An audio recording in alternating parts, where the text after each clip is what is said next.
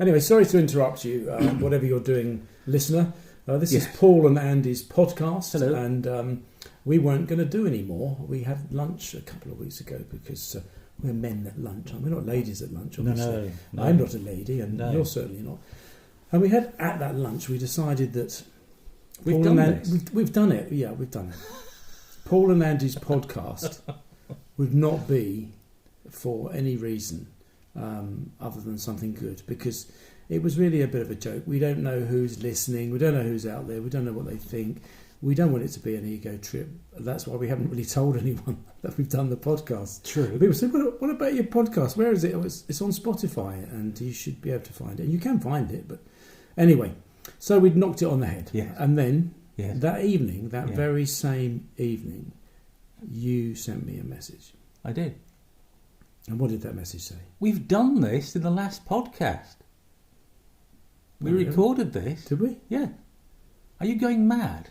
Well, I've a lot of things. It's all right for you. You're semi-retired, but I'm not semi-retired. I've crammed a lot of things into the We last. sat round this table a few weeks back and did exactly this. I don't think we did. We did. We haven't done a podcast since we said we wouldn't do another podcast. We have. Well, did I come over then? Yeah. Right. There's only one way to find out.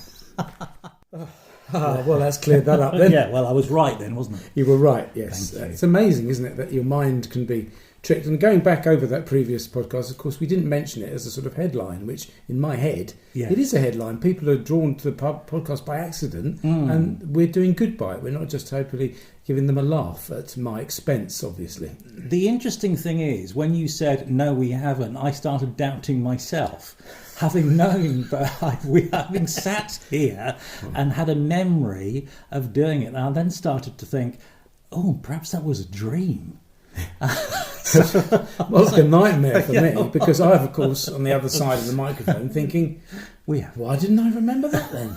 I remember it now. Now I'm listening to it, but I didn't remember it then, and I would have absolutely sworn that Churchill was Prime Minister. It's just worrying, isn't it? It is. Nevertheless, listening to it to prove to me that we had actually recorded that lovely story about the woman coming to AA meeting and only as a result of our podcast, which is the reason that we're sitting here doing another podcast, because we think if we can do some good by recording a load of nonsense and some facts and what we really feel about things, then it's got to be worthwhile, hasn't it, really?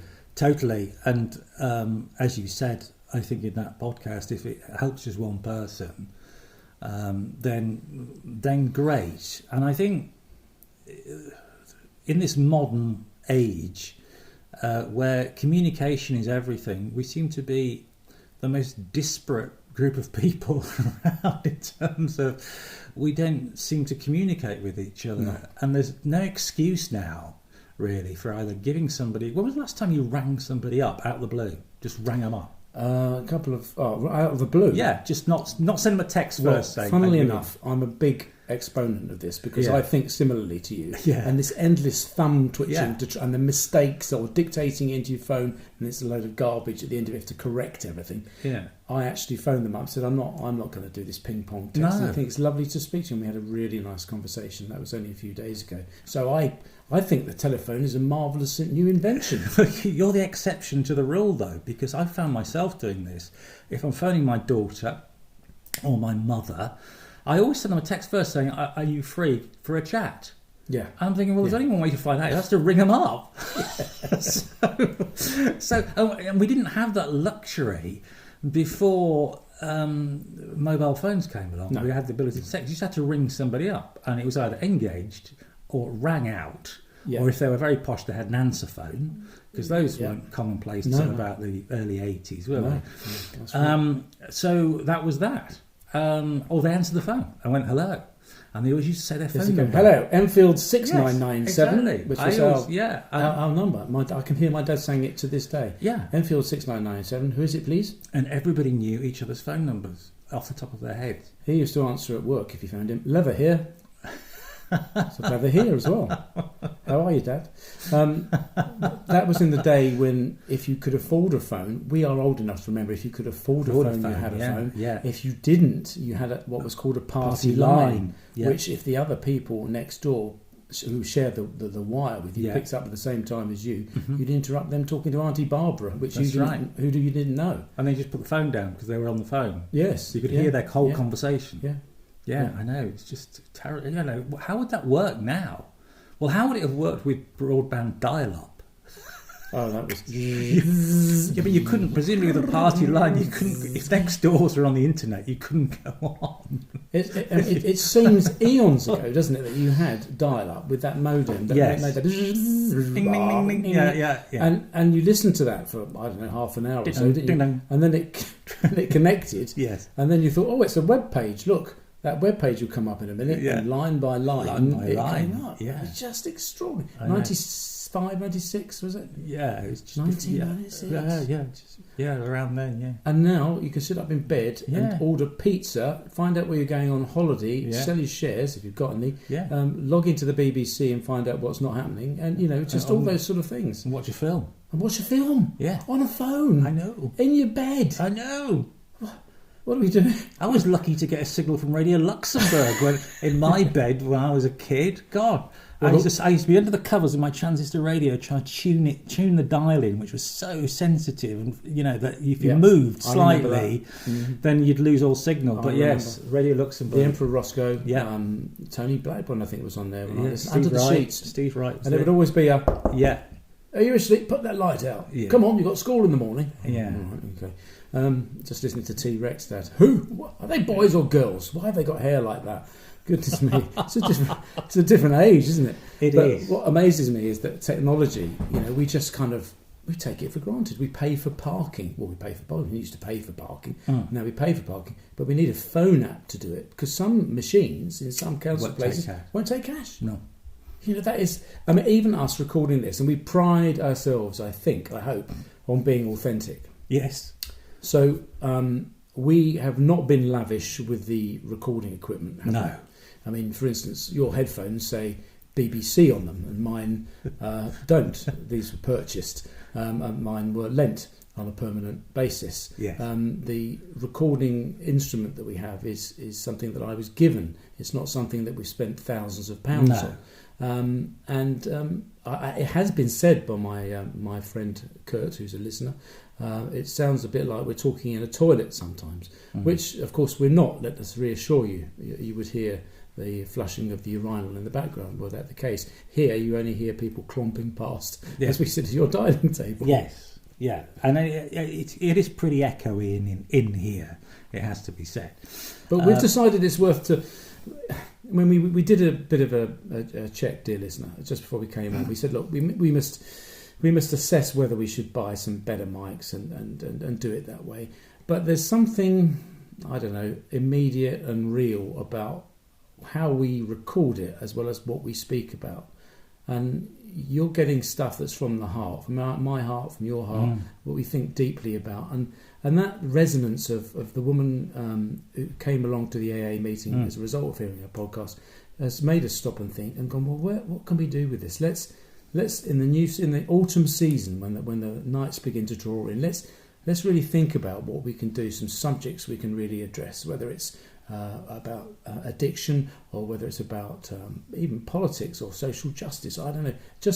I don't think it'll ever be very, very serious because you and I make each other laugh too much. But I think we're going to take on some stuff. And you mentioned in that last podcast, about hospital radio. Tell us about that.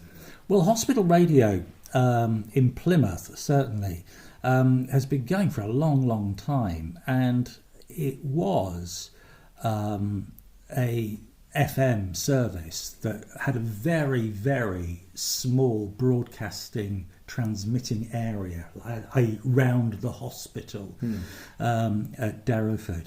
And it's happened with an awful lot of little radio stations like that, community radio, hospital radio, that are usually run by volunteers and people who just love the medium of radio.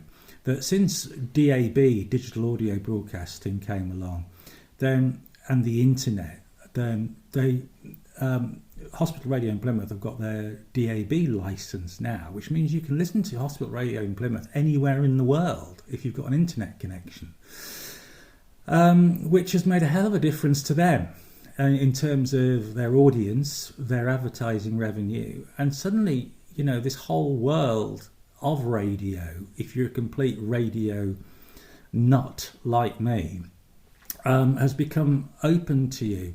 Whereas before you'd have to buy some sort of special scanner to, FM that you can pick the police up on, which you used to be able to pick the police up on, and the Coast Guard and stuff like that. But in hospital, didn't you used to have something that looked like a stethoscope? Yes, that's right. With other people's earwax on it. Yeah, that's right. You used to have to listen to. And you used to have to listen to.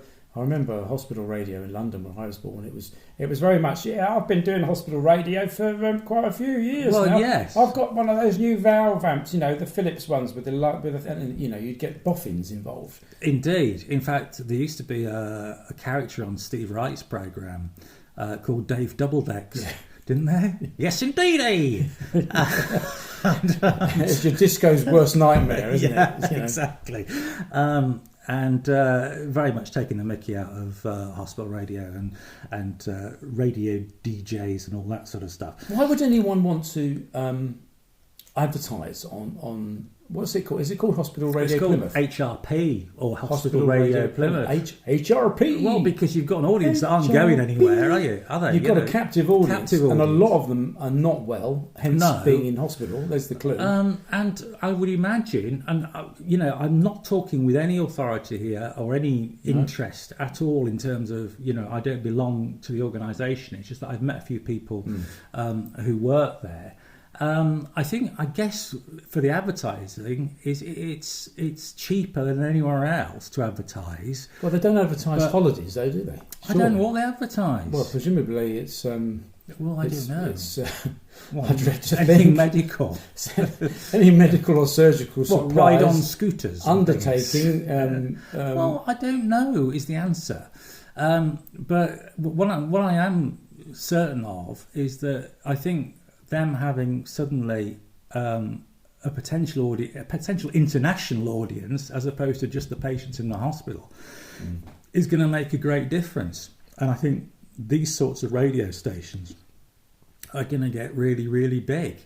And so I think, people have talked about the traditional radio audience diminishing over the years, and we've seen the cuts in BBC local radio, and we've seen mergers and takeovers in independent local radio.